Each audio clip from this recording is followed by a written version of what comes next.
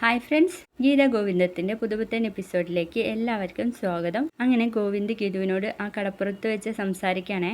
സത്യദാസ് ജയിലിൽ നിന്ന് പുറത്തിറങ്ങിയ നിമിഷം മുൻകൂട്ടി അറിയാൻ കഴിഞ്ഞില്ലെങ്കിലും എനിക്ക് വേണ്ടി അയാളെ അജാസ് തിരയുന്നുണ്ടായിരുന്നു. ഈ നഗരത്തിൽ അയാളില്ലെന്ന് മനസ്സിലാക്കിയപ്പോൾ ഞാൻ വിചാരിച്ചത് അയാൾ ജീവനും കൊണ്ട് രക്ഷപ്പെട്ടു എന്നാ.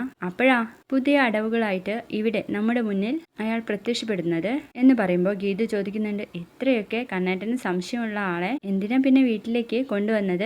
അയാൾ നമ്മുടെ വീട്ടിലെത്താൻ കാരണം ആ പാട്ടുകാരിയാണ്. നീ ആ പാട്ടുകാരിയെ വിളിച്ചു വരുത്തുമ്പോൾ അവരെല്ലാം നിഷേധിക്കുമെന്നാ ഞാൻ വിചാരിച്ചത്.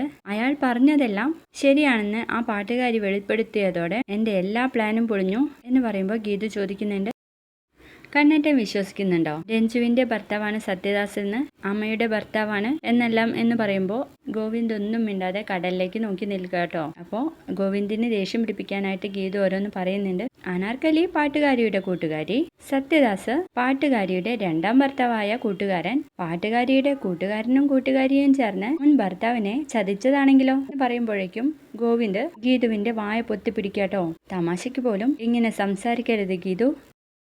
എൻ്റെ അമ്മ ഒരിക്കലും ഇത്രയ്ക്ക് വൃത്തികെട്ട ഒരാളെ സ്വീകരിക്കില്ല. അവരൊരിക്കലും അറിഞ്ഞുകൊണ്ട് എൻ്റെ അച്ഛനെ ചതിക്കില്ല. അതെൻ്റെ ഉറച്ച വിശ്വാസമാണ്. സോറി കണ്ണേട്ട, കണ്ണേട്ടനെ വട്ട് പിടിപ്പിക്കാൻ വേണ്ടിയിട്ട് ഞാൻ വെറുതെ ചോദിച്ചതാ.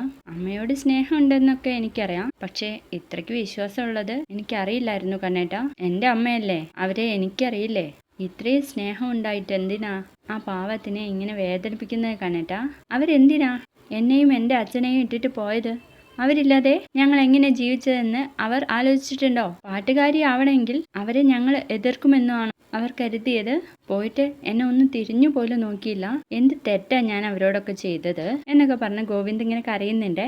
അതുകൊണ്ട് അവരെ എനിക്ക് അമ്മയായി കണക്കാക്കാൻ പറ്റില്ല ഗീതു. അപ്പൊ ഗീതു പറയുന്നുണ്ട്, ഭർത്താവിനെയും മകനെയും മാത്രം സ്നേഹിച്ച അവർ ഒരു സുപ്രഭാതത്തിൽ ഇറങ്ങി പോകണമെങ്കിൽ അതിനൊരു കാരണം ഉണ്ടാവും. അമ്മയെ സ്നേഹിക്കണം കണ്ണേട്ടാ.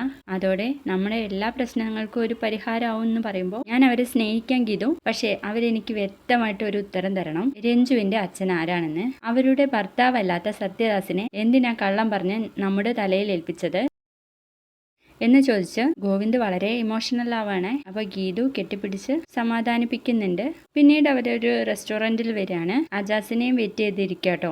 ഞാൻ വിചാരിച്ചു പെങ്ങക്ക് എന്തെങ്കിലും പൂതി ഉണ്ടായിട്ട് വന്നതാണെന്ന് എന്ന് അജാസ് പറയുമ്പോൾ, ഏയ് അതൊന്നല്ല, സത്യദാസിന് പിന്നിലുള്ള സത്യം തിരിച്ചറിയണം എന്ന് മാത്രമാണ് എനിക്കുള്ള ഏക ആഗ്രഹം. അല്ല, സത്യദാസിനെ ചോദ്യം ചെയ്തിട്ട് ഒരു ലോഡ് ആനമുട്ടയും കൊണ്ടുവരുമെന്നാണല്ലോ എൻ്റെ പൊന്നാങ്ങളെ പറഞ്ഞിട്ട് പോയത്. അവിടെ പെങ്ങക്ക് തെറ്റി. ഗോവിന്ദ് സാറിന്റെ സംശയം പൂർണ്ണമായി ശരിവെക്കുന്ന ഒരു തെളിവായിട്ട് തന്നെയാണ് ഞാൻ വന്നിരിക്കുന്നത് എന്ന് പറയട്ടോ അജാസ്. എന്ത് തെളിവ് എന്ന് ചോദിക്കുമ്പോൾ മൊബൈലിലെ ഒരു ക്ലിപ്പ് ഇങ്ങനെ കാണിച്ചു കൊടുക്കുന്നുണ്ട്. അപ്പോൾ സത്യദാസ് ഇങ്ങനെ സംസാരിക്കുന്നതാട്ടോ. ഭദ്രൻ സ്വത്തുക്കളൊക്കെ കൊണ്ട് കടന്നു പോയപ്പോൾ മോന്റെ അച്ഛനോട് അനാർക്കലി ഉടക്കിയിട്ടുണ്ടാവും. അങ്ങനെയായിരിക്കും അവൾ മോന്റെ അച്ഛനെ ഇല്ലാതാക്കിയത്. അതിൽ എനിക്കൊരു പങ്കുമില്ല എന്ന് പറയുന്ന ഒരു ക്ലിപ്പാട്ടോ. ഇതാണോ ഈക്ക കൊണ്ടുവന്ന ആനമുട്ട? അയാൾ അനാർക്കലിയുടെ തലയിൽ കുറ്റം ചാരി കുറ്റവാളിയാണെന്ന് സമ്മതിച്ചിട്ടൊന്നും ഇല്ലല്ലോ എന്ന് ഗീതു ചോദിക്കുമ്പോൾ ഗോവിന്ദ് പറയുന്നുണ്ട്, അച്ഛൻ്റെ മരണത്തെക്കുറിച്ച് ഞാൻ സംശയിക്കുന്നത് ശരിയാണെന്ന് ഈ വീഡിയോ തെളിയിച്ചു. അയാൾ പഠിച്ച കള്ളനാണ്. സ്വന്തം പങ്ക് മറച്ചു വെച്ച് അനാർക്കലിയെ ഒറ്റിയതായിരിക്കും. അച്ഛനെ വഞ്ചിച്ച് കിട്ടിയത് മുഴുവൻ അനാർക്കലിയെ കബളിപ്പിച്ച് കൊണ്ടുപോയത് സത്യദാസ് തന്നെ ആയിരിക്കും. അത് ചോദിച്ച് പ്രശ്നം ഉണ്ടാക്കിയപ്പോഴായിരിക്കും സർക്കിൾ ഇൻസ്പെക്ടറിനെ കൊലപ്പെടുത്തിയത്. അപ്പോൾ നമുക്ക് ധൈര്യമായിട്ട് അന്വേഷണം മുന്നോട്ട് കൊണ്ടുപോകാം. ഇനി അറിയേണ്ടത് അച്ഛൻ്റെ മരണം മർഡർ ആണോ എന്നാണ് മാത്രമാണ് എന്ന് പറയാൻ കേട്ടോ ഗോവിന്ദ്.